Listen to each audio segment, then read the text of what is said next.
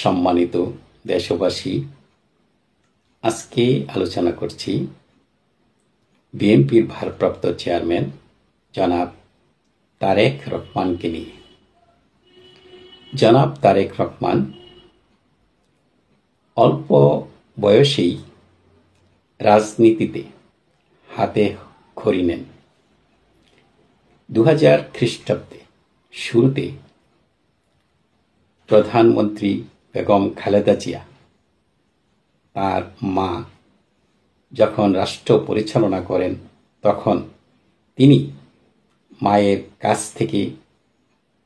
অনেক কাছ থেকে রাজনীতির যেই প্রাথমিক শিক্ষা সেটা নিতে সক্ষম হয়েছেন।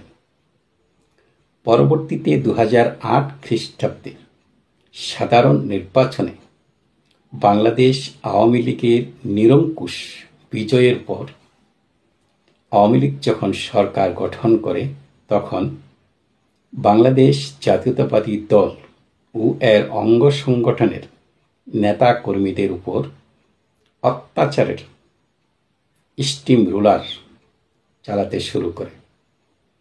সবচেয়ে বেশি অত্যাচার নির্যাতন যার উপর হয়েছে তিনি হলেন জনাব তারেক রহমান। ফ্যাসিস্ট সরকার জনাব তারেক রহমানের বিরুদ্ধে অভিযোগ আনেন দুর্নীতির,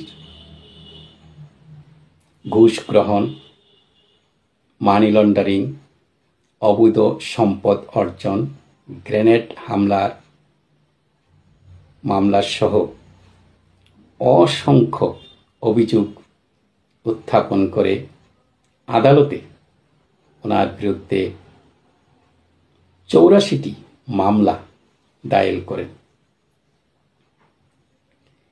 এই 84টি মামলাই ছিল রাজনৈতিক উদ্দেশ্য প্রণোদিত, বানোয়াট এবং মিথ্যা। কারণ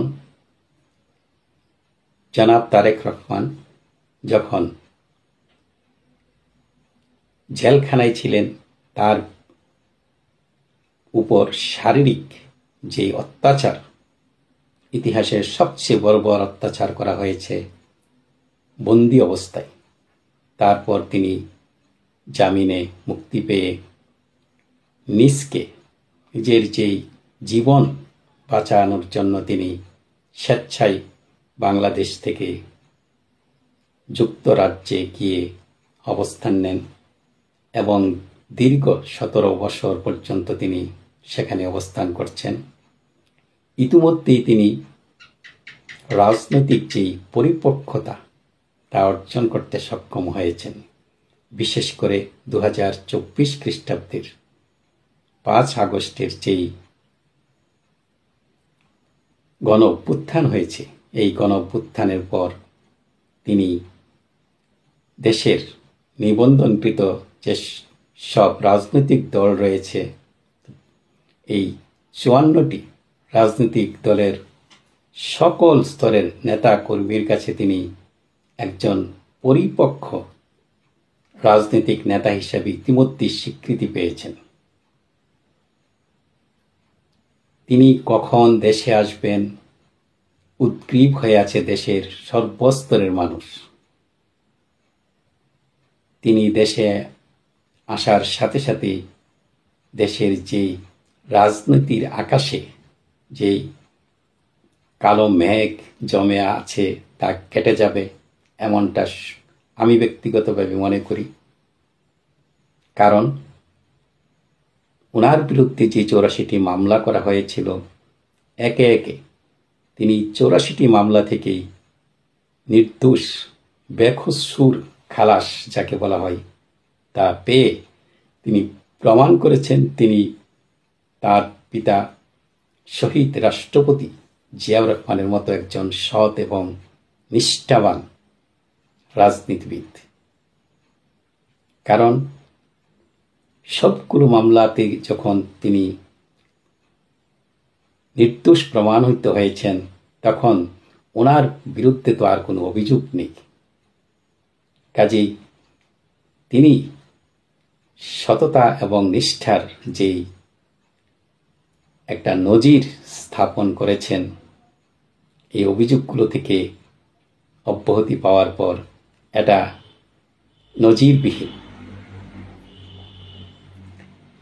আমরা আশাবাদী তিনি শীঘ্রই দেশে আসবেন এবং তার নেতৃত্বে গোটা জাতি ঐক্যবদ্ধ হবে এবং শহীদ রাষ্ট্রপতি জিয়াউর রহমান যে 19 দফা কর্মসূচি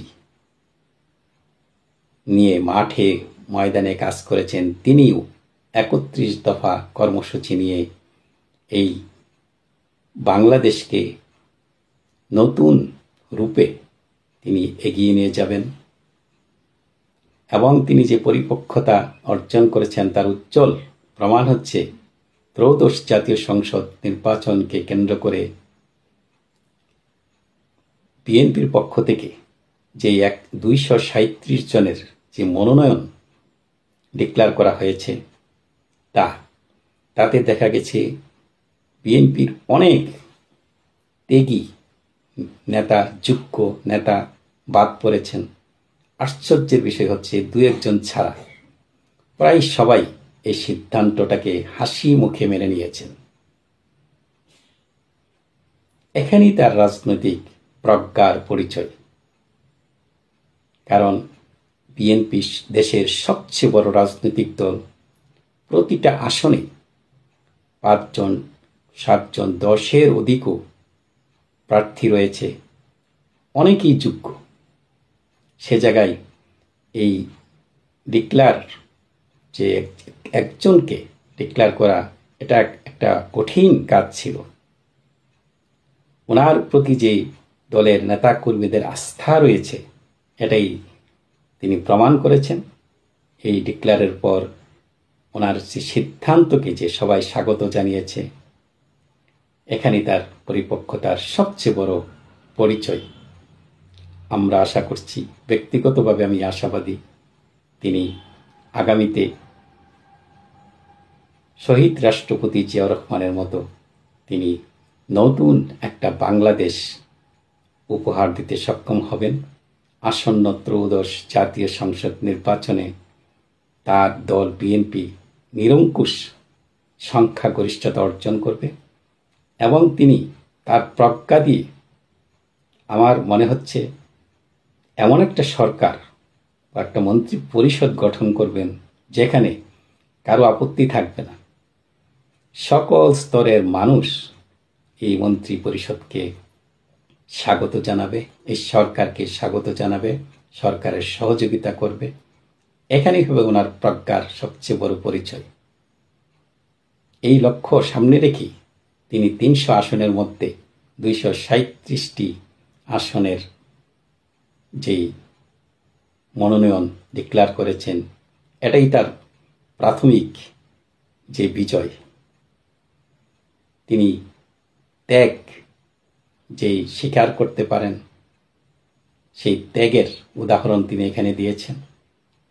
ভবিষ্যতে আমরা আরও অনেক চমক দেখব এই আশা ব্যক্ত করে আজকের মতো এখানেই শেষ করছি। আল্লাহ হাফেজ।